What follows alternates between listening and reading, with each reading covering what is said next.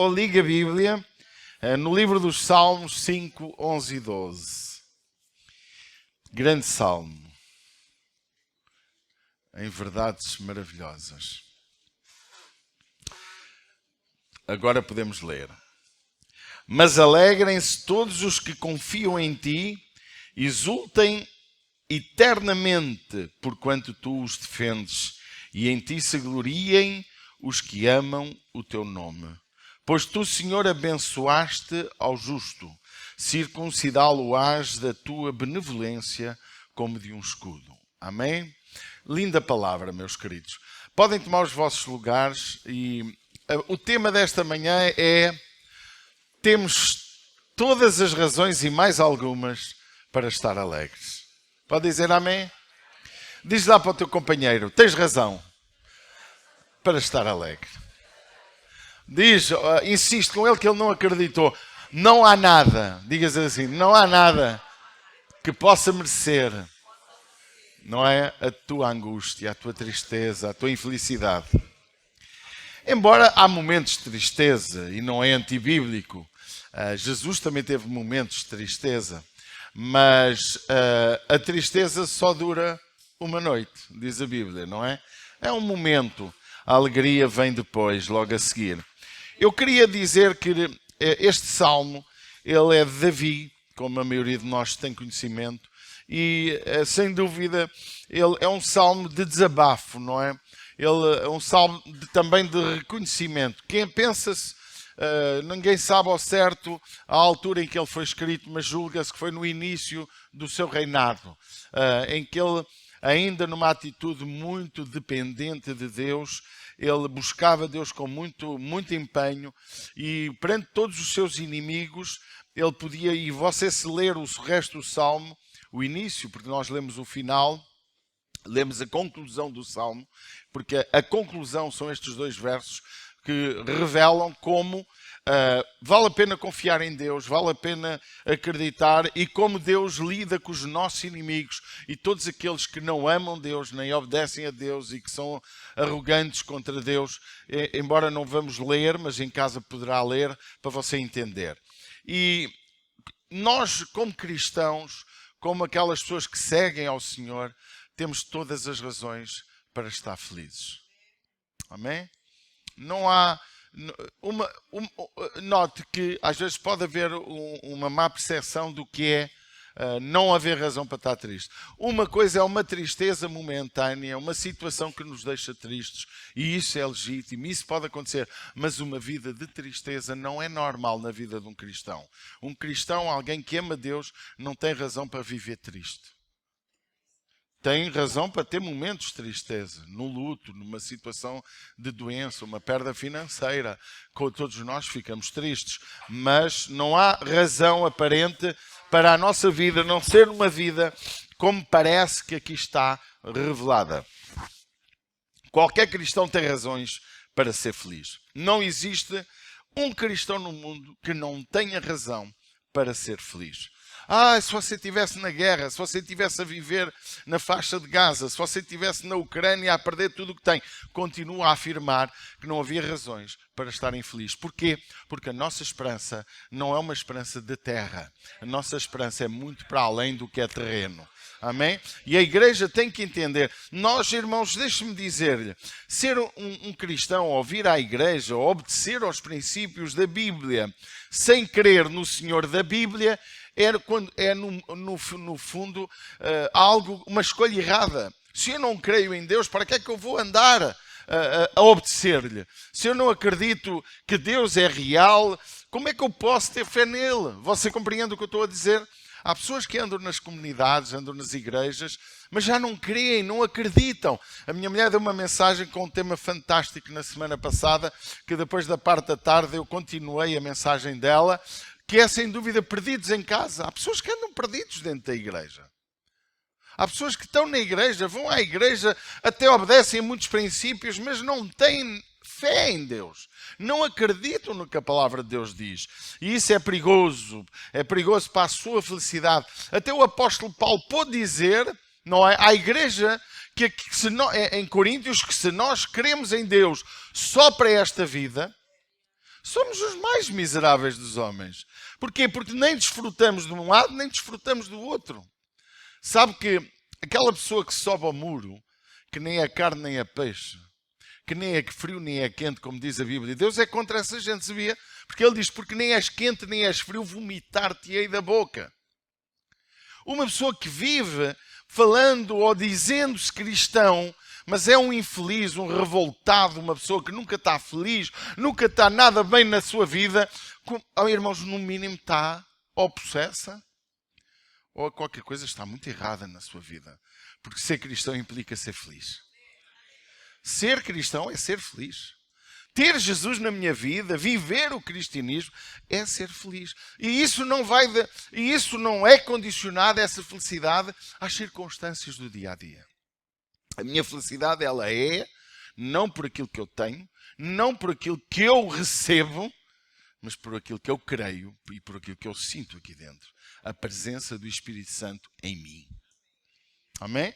Então, meus queridos, que nós possamos entender porque é que Davi, ele que viveu momentos tão adversos, este salmo é uma canção. É uma canção dada para depois se cantar na congregação. E é interessante como ele pôde dizer, não é? O verso, mas alegrem-se todos aqueles que confiam em ti. Exultem eternamente, ou seja, exultem sempre. Davi, ele era feliz porque ele conhecia seu Deus e ele sabia em quem confiar. Pode dizer amém? Davi sabia quem era o seu Senhor. Davi conhecia o seu Senhor de uma forma pessoal. Por isso que a igreja, nós temos que ensinar cada vez mais para que cada um tenha um encontro pessoal com Jesus. Não é um encontro coletivo. Parece que um encontro coletivo é mais fácil porque não nos compromete com nada. Quando Jesus teve um encontro pessoal com a mulher samaritana, ele não teve um encontro pessoal com ela, a não ser porque ela não teria condições de estar no coletivo. Ela tinha vergonha de estar com a sociedade, porque a sociedade a rejeitava. Por isso que nós temos que entender que o teu encontro é pessoal. E há uma coisa incrível, eu posso influenciar as pessoas, mas eu não consigo que elas tenham um encontro pessoal com Deus. Tu podes estar no meio de uma multidão e sentir-te sozinho. Como podes estar no meio de uma multidão e sentir-te em casa, com família. A igreja, ela foi convidada para ser um lugar de família, um lugar de amor, de companheirismo, onde podemos partilhar até as nossas dores. Não é em vão que o apóstolo Paulo pôde ensinar a igreja: confessai as vossas misérias uns aos outros, para que sareis. Porque a igreja, supostamente, ela é o lugar onde nós podemos ser curados do nosso interior. Curados e ajudados em oração. Há bocado um querido irmão mandou um áudiozinho para mim, também mandou para a Patrícia, porque teve um problema, comeu qualquer coisa que lhe fez mal e não conseguiu vir servir. E estava a me informar e eu disse: olha, vamos orar, fica descansado. E isto é ser igreja, é partilhar. Quando alguém tem uma alegria, partilha. Quando alguém tem uma conquista, partilha. Quando alguém tem uma adversidade, partilha. Oh, irmãos, preciso da vossa oração. Amém? Isto é ser igreja. E Davi tinha uma percepção da comunidade. Tanto que ele dizia: como eu fiquei feliz quando me disseram, vamos à casa do Senhor. E ele tinha outra noção que muitos de nós, se calhar hoje, não gostaria. Ele dizia: oh, eu todos os dias vou à casa do Pai. Ele dizia lá todas as noites, Salmo 134, se a memória não me rouba. Então, veja bem, a igreja, ela tem uma percepção da comunidade, tem uma percepção pessoal com Deus e tem uma percepção da sua ação na sociedade. A igreja precisa de entender qual é a sua missão. Amém? Por isso que Davi, no momento em que ele mais estava sozinho, onde ele sentiu que Deus não estava mais com ele, por causa do seu pecado, ele no Salmo 51, ele clama: torna a dar-me a alegria da salvação. Para que é que ele queria a alegria da salvação? Porque só alguém que é alegre consegue falar aos outros da alegria que há em ter Deus na sua vida. E por isso que ele aqui canta, este salmo ele declara: mas alegrem-se todos. E Davi no Salmo 51 ele ainda partilha: Deus, torna a dar-me essa alegria para que eu possa contar, falar ao ímpio a tua salvação. Ele queria essa alegria que ele tinha perdido. Queridos, eu não sei nesta manhã porque é que o Espírito Santo me levou para esta mensagem, mas eu creio que muitas vezes andamos como pessoas nas comunidades a ouvir a palavra, até a ser fiéis em muita coisa, mas tristes. Há algum tempo atrás eu partilhava aqui que às vezes falta-nos a noção daquilo que estamos a construir. Nós estamos a construir algo eterno.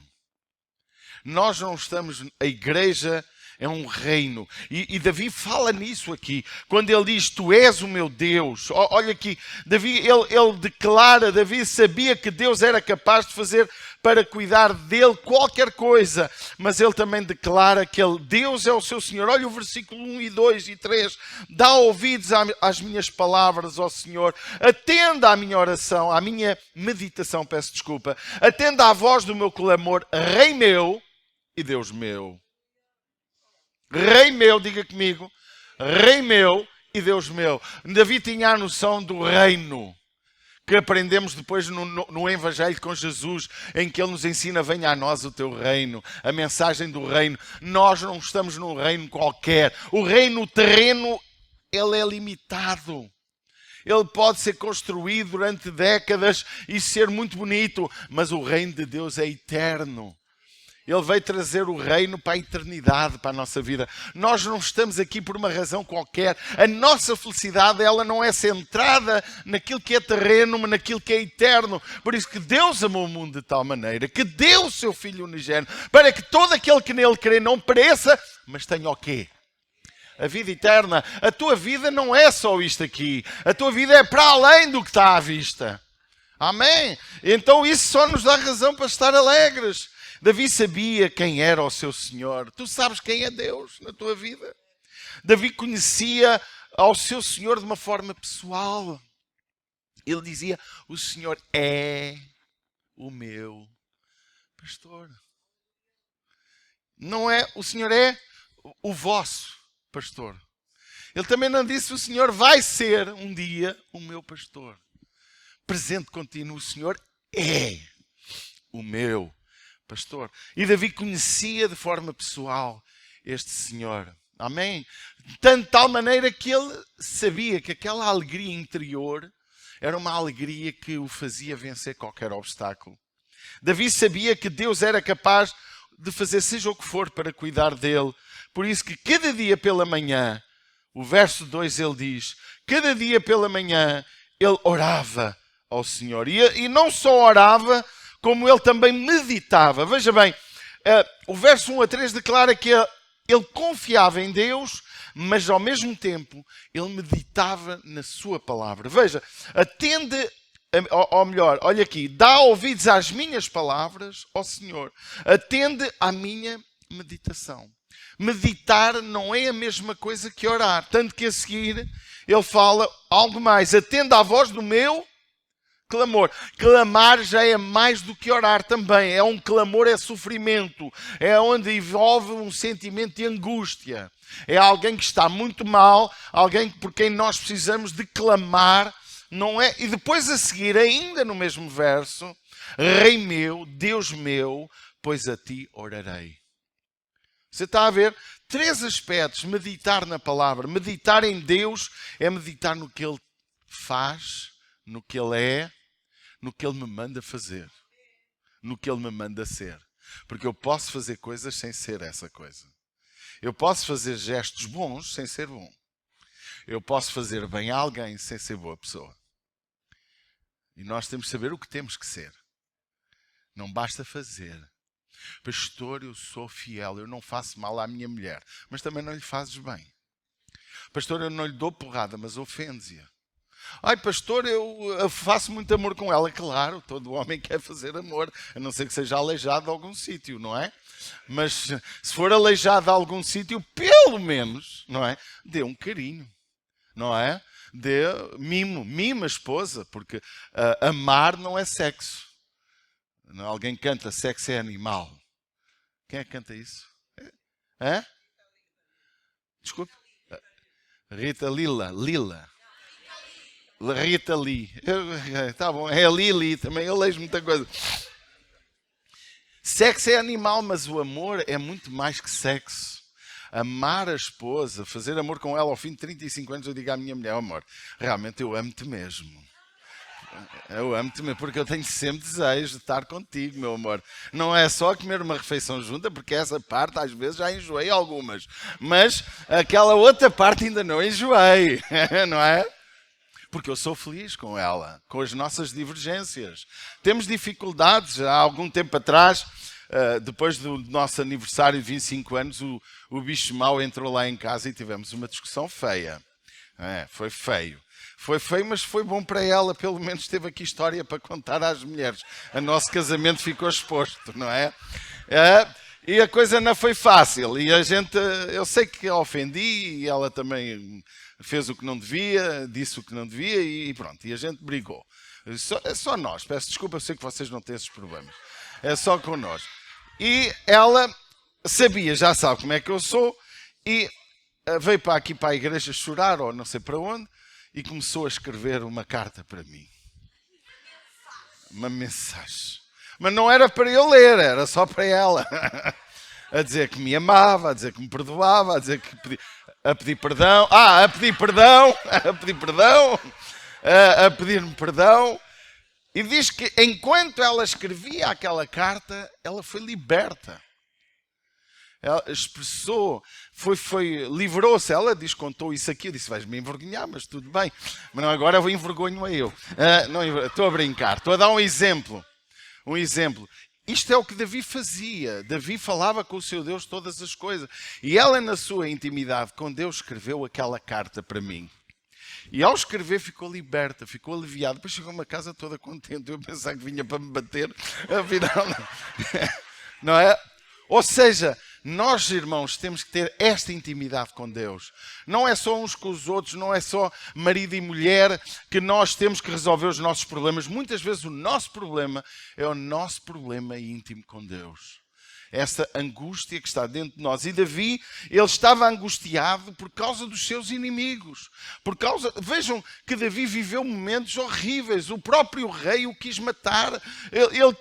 Criaram coisas contra ele, mentiram contra ele. Chegaram a acusar Davi que ele roubou o que não tinha roubado. Vocês estão cá? E Davi teve que libertar o seu coração. E ele reconhecia que Deus era realmente o seu rei, a fonte da sua alegria. E nós, irmãos, deixe-me dizer-lhe, a Bíblia ensina tudo isto que eu estou a falar. O dinheiro não é a fonte da tua alegria. O reconhecimento público também não será a fonte da tua alegria. Há dias, Pacheco Pereira, um político, ele disse, quem vive dos mídia, morre dos mídia. E Jesus disse, quem da espada come, da espada morre. Alô? O que alimenta a tua felicidade não é sexo, não é dinheiro, não é só família, porque também ajuda, mas não é só, é realmente ter Deus dentro da nossa vida. Quando Deus preenche o meu coração, Ele torna-se a fonte da minha alegria. E como estava ontem a falar no Conecta-te, aqueles 10 irmãos que estiveram connosco, eram 11, estava lá aquela criança linda também. Quando nós temos Deus dentro do nosso coração e o Espírito Santo guia a nossa vida, então tudo muda na nossa história. E então ele tinha isto. Por isso que cada dia pela manhã ele se dirigia ao Senhor para 3 coisas. Meditar na sua palavra. Aprenda, você precisa de entender que o seu dia tem que ser entregue ao Senhor. Medite na palavra de Deus. Hoje estava a ler um livro que comprei de manhã. Temos ali em casa há algum tempo sobre o coração de Jesus. É uma coisa mais íntima de Jesus. Eu estava a ler ali um bocado e aquilo fez-me meditar. Inspirou-me até para pregar. Não preguei nada, não estou a falar nada que está no livro, mas inspirou-me, levou-me um caminho. Porque quando meditamos na palavra, nasce em nós mensagem para os outros. Quando meditamos na palavra, nós temos palavra para os outros. Quando meditamos na palavra, dia e noite, como diz a palavra de Deus, bem-aventurado o varão que medita na sua palavra dia e noite. isto é, de uma forma contínua. E mais à frente, o Espírito Santo inspirou Paulo a dizer à igreja de Efésios: vocês precisam de orar sem cessar. Ele não está a dizer: irmãos, deixem de trabalhar para orar. Não! Nem Deus quer que tu vivas só a pensar na sua palavra e deixes de trabalhar. Eu tenho que fazer contas. Eu tenho que trabalhar para ganhar o pão, porque Ele mandou fazer isso. Mas a minha vida precisa de ser guiada pelo Espírito Santo. De tal maneira isso é importante que só é filho de Deus quem é guiado pelo Espírito Santo. Sabe porque é que estamos a viver um momento tão conturbado no mundo religioso cristão? Porque as pessoas deixaram de ser guiadas pelo Espírito Santo. As pessoas hoje saem do Brasil, vêm para Portugal sem ser guiadas por Deus. Chegam a Portugal, voltam para o Brasil sem ser guiadas por Deus. Saem do emprego, vão para o outro sem ser guiados por Deus. Chateia-se com o marido, arranja outro sem ser guiado por Deus. E nós não somos felizes. Porque não há pessoas perfeitas, não há casamentos perfeitos, não há igrejas perfeitas. A igreja de Jesus é perfeita, mas cheia de gente imperfeita. O projeto de Deus é perfeito, nós é que não somos. Amém? E nós temos que entender, se tu não és feliz é porque alguma coisa não está certa na tua vida. Será que meditas de manhã na palavra dele? Será que de manhã tu clamas a ele? Será que de manhã tu oras a ele? Será que o Davi diz 7 vezes ao dia te busco? Também diz no outro lado 3 vezes ao dia te busco. E nós olhamos para Jesus. De madrugada, já não sabia onde estava Jesus. Estava ele em oração com o Pai. Em intimidade. Jesus, aquele que nunca pecou, precisava ter intimidade com Deus. E tu? E tu? Qual é a tua intimidade? Quando é de manhã vês logo vídeos? Vês logo as tuas redes sociais? Vês se alguém disse gosta do que tu fizeste ou disseste? E a tua intimidade com Deus? Ele tinha Deus como rei, Davi. Davi tinha Deus como seu rei. E ter um rei é ter o poder, é ter alguém que tem o poder soberano sobre os súbditos. O rei, ele é soberano. Soberano que isto é, todo o poder sobre os que estão abaixo. Então, quem é Deus na tua vida? Quem é Jesus? Na cruz disseram, rei dos judeus. Será que ele é o teu rei? Será que ele é o teu guia? Será que ele é a fonte de toda a tua alegria? O rei tem este poder de soberania. Davi, ele não tinha Jesus, não tinha Deus, vamos lá. Ele não tinha uma noção do Messias, embora percebemos que ele teve revelação do Messias. Salmos revelam isso mesmo. Mas ele tinha uma revelação de Deus como um rei. E ele tornou-se um rei. Ele tinha o poder de fazer o certo e o errado. Ele também tinha a noção do rei como pastor. Por isso que ele diz, ele é quem me guia. Ele é quem me faz andar por verdes pastos. O rei, para ele, não era como um rei que nos subjulga. Como um rei que nos oprime. Um rei que não nos dá liberdade. Às vezes nós temos a noção que o Deus do Antigo Testamento era um Deus mau. Aquele Deus de barba velho, aquele Deus velho de barba. Mas não é. Se você olhar para a Bíblia, e eu estava, parece-me que a falar ontem no Connected, você olha como Deus é tolerante no Antigo Testamento. Sodoma e Gomorra foi destruído porque não havia 10 vidas justas naquela terra. Só havia uma. E Deus não a destruiu, porque Deus não destrói o justo com o injusto. E dos 2 filhas de Ló, elas já não vieram bem. E a mulher de Ló já estava contaminada. Mas quando Abrão orava para Deus não destruir Sodoma e Gomorra, porque Sodoma e Gomorra eram aquelas terras fantásticas, lindas, diz a Bíblia, onde é hoje o deserto, onde é hoje o Mar Morto, onde é hoje aquela quantidade enorme de terras de sal, que se vai transformar de novo num belo jardim, como diz a Bíblia, que é um sinal também dos últimos tempos. Aquele lugar foi convertido numa zona de sal, uma zona inértil, uma zona sem vida. O sal não deixa nada viver. O sal tempera, o sal conserva, mas em excesso estraga. Você entende? Então, o que é interessante nós percebermos é como Davi olhava para Deus como alguém a quem ele devia obediência, mas o fazia com muita alegria, porque olha o que ele diz: alegrem-se todos os que confiam em ti. Alegrem-se todos os que confiam em ti. A alegria em Deus de comandar os seus passos. Qual é a tua alegria em ser guiado por Deus? Será que tens alegria em ser guiado pela palavra de Deus? Amém? Percebemos que de manhã Davi não só orava, mas meditava em sua palavra. Como estás a olhar para a sua palavra?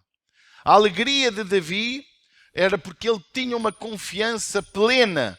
Porque será que ele declara para nos alegrarmos e nós confiarmos nele? Porque será? O que é confiar? Palavra simples. O que é confiar? É saíres deste lugar e tomares a decisão, a partir de hoje, eu vou confiar em tudo o que a sua palavra me manda confiar. Não tomarei mais nenhuma decisão contra a palavra de Deus. Não é em vão que bem-aventurado é o que ouve e pratica. A casa que permanece no meio da tempestade não é a que é edificada sem obediência, mas em obediência. Por isso que ele diz que os que ouvem a palavra e não praticam, eles também constroem a casa. Imagina, temos ali o Lázaro e mais irmãos que são construtores, que trabalham em casas. Podemos fazer uma casa sobre a areia igual à casa sobre a rocha, igualzinha, com os mesmos materiais. Mas uma não tem alicerces sólidos. Quando vem uma tempestade, vem a água, lá vai a casa. Mas aquela que está sobre a rocha, ela permanece. E esta rocha é Cristo.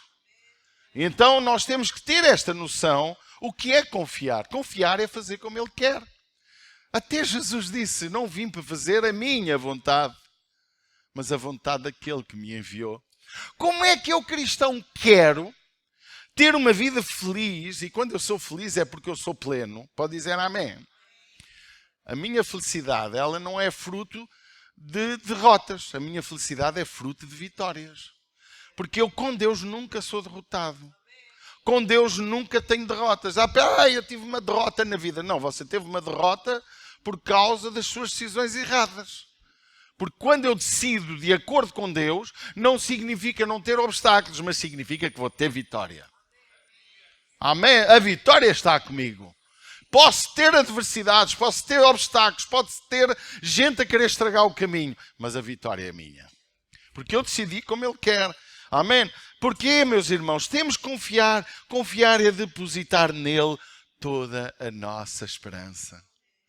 Pastor, eu queria obedecer a Deus, mas não pode. O patrão mandou-me mentir. Não minta. Diga: olha, patrão, peço desculpa, mas eu não vou mentir.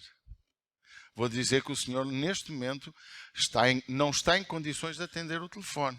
Mas eu não vou dizer que o senhor não está. Ou então vou dizer: o senhor está aqui ao meu lado, mas não pode atender o telefone. Mas não vou mentir. O senhor não quer atender, ou vou dizer que não quer. Portanto, você escolhe. Agora, não me ponha a mentir. Deixe-me dizer, quando um empregado tem coragem de dizer na cara do patrão, por causa do seu Deus, da forma educada, respeitosa, porque às vezes queremos ser tão rigorosos que somos umas bestas. É verdade. Por exemplo, há 2 ou 3 políticos que eu não consigo discordar deles, mas não voto neles porque eles são umas bestas. E não precisamos de ser bestas para fazer as coisas certas. Ou não é? Então há que ser... Nós temos de ser conhecidos como gente educada. Pode dizer amém? Nós não podemos ser conhecidos como bestas, irmão. Aquela pessoa tem muita razão, mas é uma besta. Irmão, eu já fui besta muita vez. Não, vocês talvez não, porque vocês são perfeitos. Agora, eu já fui besta muita vez. É porque é meu temperamento. Eu sou muito estilo Pedro. Aquele que é bruto, mas ao mesmo tempo é capaz de dar a vida por Jesus. Mas a seguir também tem medo, como ele fez, não é? De repente também tem medo. Agora, nós precisamos de depositar em Deus a nossa total esperança. Reconhecer que nele estamos tranquilos. Você consegue estar tranquilo? Ai, pastor, eu não sei como vou pagar aquela conta. Ai, pastor, eu meti-me numa alhada. Irmão, deixe-me falar sobre alhadas. Já meti muita alhada. Sabe qual é o segredo? Eu conheço um fraquinho de Deus. Eu conheço o ponto fraco do meu Deus. Sabe qual é o ponto fraco dele? É quando eu vou lá aos pés dele a chorar à birrenha, arrependido da porcaria que fiz. Ele vai-me dar o escape. Até dos meus erros. Ele dá-me o escape. Ele já me livrou de coisas incríveis. Sabe porquê? Porque eu fui lá, papai, mais uma vez, estou sem coragem de chegar a ti. Não sei o que tenho de dizer. Dai um jeitinho. Eu falo com Deus um bocado assim. Não sei você, mas não preciso de Vossa Excelência. Eu não costumo falar assim. Excelentíssimo Senhor, alternadíssimo, magnificíssimo Senhor. Não costumo falar assim. Mas aprecio quem fala. Sou menos poeta. Oh, papai. Mais uma vez. Será que dá para dar mais um jeitinho? Alguém me entende? Alguém sofre mesmo que eu. Mas esta vez não vou mais alguma. E sabe que o mais incrível é que o papai ama-nos tanto. Ele gosta tanto de nós. Deus ama-nos de tal maneira que vê a nossa porcaria, vê o nosso estrago e está lá para nos dar a mão. Por isso que Davi, ele tinha Deus de uma tal maneira, ele não encontrava razões para ser infeliz, mas alegrem-se todos os que confiam em ti, exultem-te eternamente. Porquê? Porque tu os defendes. Deus defende-nos. Quem confia nele, Deus defende. Depositar nele a nossa esperança. Quando olhamos para os exemplos dos evangelhos, quem é que saiu alegre da sua presença? Todos os que vieram com sinceridade. Quem é que saiu triste da presença de Jesus? Todos os que foram falsos e hipócritas com ele. É verdade ou não é? Não vale a pena, querido, olha, se você não quer ser sincero, oh, pastor, mas eu tenho um defeito, eu não sei como vou sair deste defeito, Senhor. Oh, meu querido, olha, também eu não sei de muita coisa, mas entrega isso a Jesus. Irmãos, há dificuldades na nossa vida, que não vai lá com psicólogo, não vai lá com conversa de pastor, só vai lá com o Espírito Santo. E só lá vai com a tua sinceridade. Pai, ajuda-me. Pai, por favor, eu não consigo libertar-me disto. Por favor, papai. Nós precisamos ser sinceros com Deus. Davi, o segredo de Davi, e por isso, porque é que Davi não foi morto quando pecou de uma forma que era digno de morte? Porque ele reconheceu que era digno de morte. Ele reconheceu que não merecia o perdão. Ele arrependeu-se verdadeiramente do seu pecado. Por isso que a Bíblia diz, contra ti somente pequei e fiz o que era mau aos teus olhos. Irmãos, nós temos que... Por isso que nós ainda não entendemos o que é o Evangelho. O Evangelho é a boa nova para quem está mal. Porque quem está bem tem a obrigação de levar a boa nova a quem está mal. A igreja precisa ser o lugar onde entram pessoas de boa nova, para a boa nova, e pessoas que já estão na boa nova, que já estão no reino. Confiar é olhar para a sua palavra e não discutir, antes com obedecer, porque fazemos parte de um reino que é nosso e de um rei que nós autorizamos, nós queremos que ele seja soberano sobre nós. Quarto aspecto é, Davi sabia que Deus abençoava os que procuravam ser justos. O verso 12 diz, pois tu, Senhor, abençoarás ao justo. E sabe o que é que Davi diz? Pois tu, Senhor, abençoarás ao justo. Justo é as nossas atitudes de forma correta uns com os outros. Porque eu não posso ser justo em relação a Deus. Como é que eu vou ser justo em relação a Deus? Ele é que é justo em relação a mim. Ele não tem qualquer injustiça para eu agir em justiça. Eu sou injusto para ele agir em justiça comigo. Por isso que nós precisamos de clamar pela sua misericórdia. Porque mesmo lutando para ser justo, às vezes somos injustos. Paulo dizia, o bem que eu quero fazer não faço. E o mal que eu não quero fazer, esse faço. Então nós temos uma tendência para fazer errado. É uma tendência, mas Davi entendia que Deus cuidava, Deus ajudava, Deus abençoa, Deus protege aqueles que lutam por ser justos. Bem-aventurados os que têm fome e sede de justiça, diz o Senhor. Bem felizes são os que querem justiça. Irmãos, politicamente o mundo está complicado. a forma política que nós temos hoje na sociedade moderna é complicado. Os governos totalitários, se não forem justos, é muito complicado.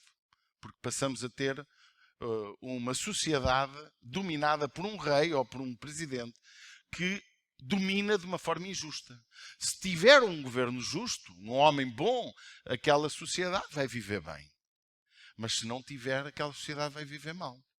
E a democracia, que é para mim a forma mais certa de política, no tempo moderno, também corre graves problemas, porque não há democracia. Será que democracia é o que nós vivemos? Não é. Porque democracia implicava todos terem o direito à justiça. Mas há muita gente que é roubada e não vê justiça. E quem lhe roubou não é devolvido. Há muita gente que sofre injustiça a qualquer nível e as pessoas não veem a sua justiça feita. O direito à educação, nem todos têm o direito à educação. O direito ao médico, nem todos têm o direito ao médico. Então, a democracia hoje é uma utopia. Porque não há democracia. Se a justiça fosse rigorosa, quem não paga ia pagar, o governo obrigava. Quem rouba ia ser punido por roubar. Quem mente, a sua mentira seria pesada. Então, mas hoje não vivemos isso. Por isso que não há justiça. O mundo é injusto. A Bíblia diz que o Senhor Jesus disse: o mundo está no maligno. E quem domina chama-se Satanás. A igreja é o ponto de equilíbrio da sociedade. A verdadeira igreja, eu partilhava ontem com os irmãos e dizia: se Ourém tiver uma igreja 100% correta no sentido de objetivos, porque perfeita é impossível, porque há sempre pessoas que não são perfeitas. Há sempre pessoas a falhar. Vocês entendem? Posso ser eu. Mas se Ourém tiver uma igreja forte, uma igreja que seja correta, justa, que ensina o caminho certo, que ama o próximo, perdoa o próximo, ajuda, Ourém vai ser o melhor lugar do país.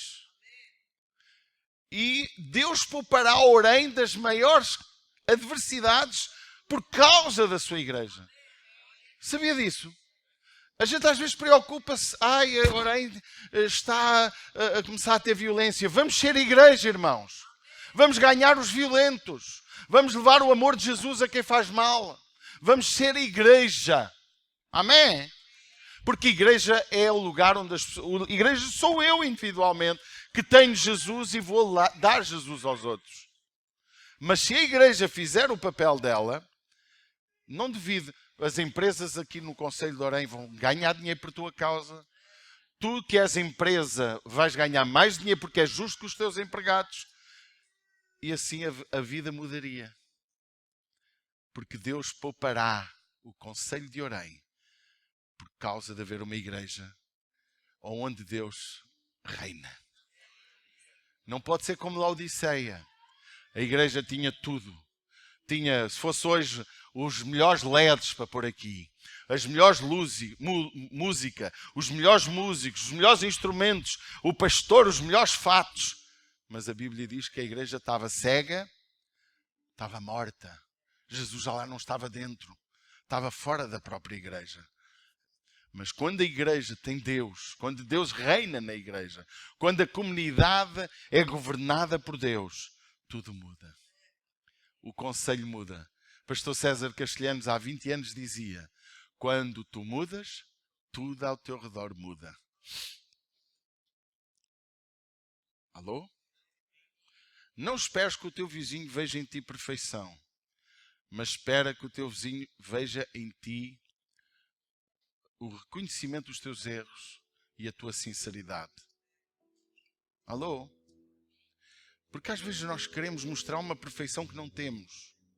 Sê tu próprio e aprende a respeitar os defeitos dos outros.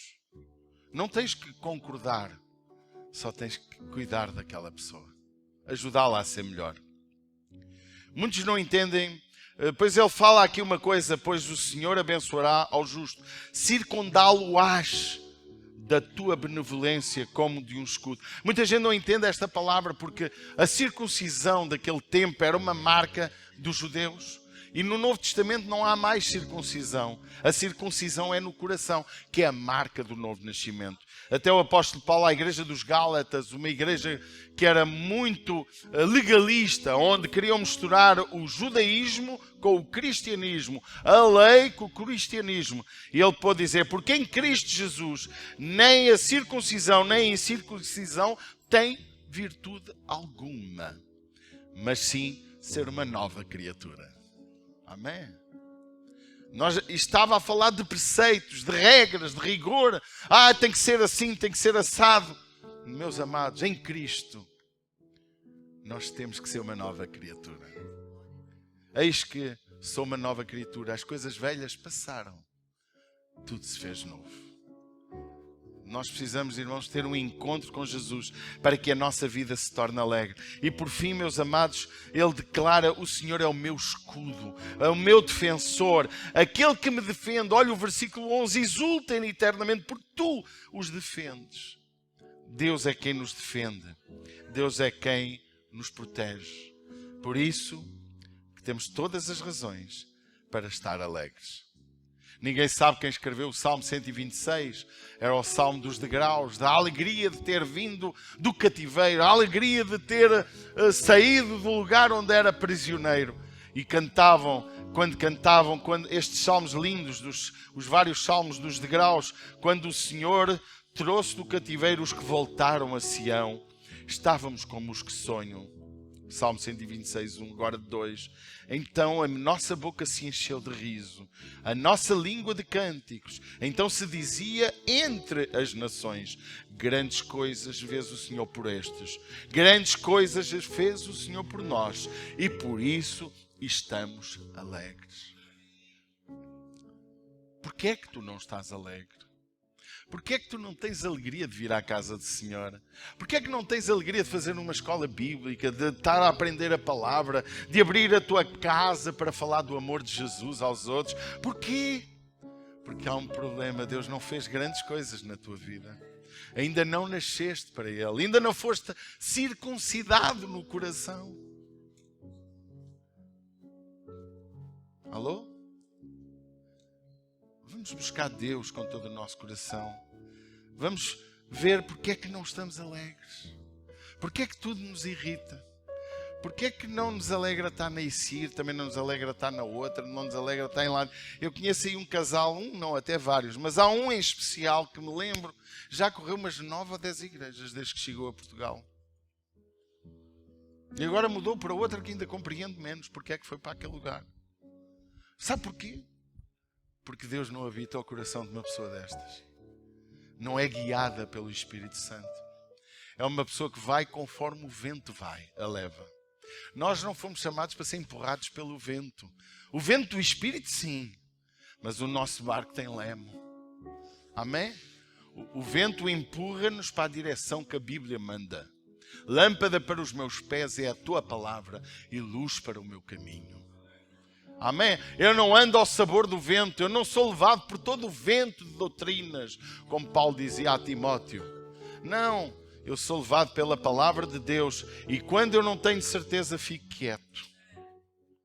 Quando eu tenho dúvida em alguma coisa, eu faço, não é? Como fez o Martinho Lutero. Eu tiro o chapéu e declaro, a tua palavra tem razão. Ainda não entendi isto, mas um dia vou entender. Queridos, nós precisamos de entender que não é normal não ser feliz. E ainda por cima dizer que é cristão.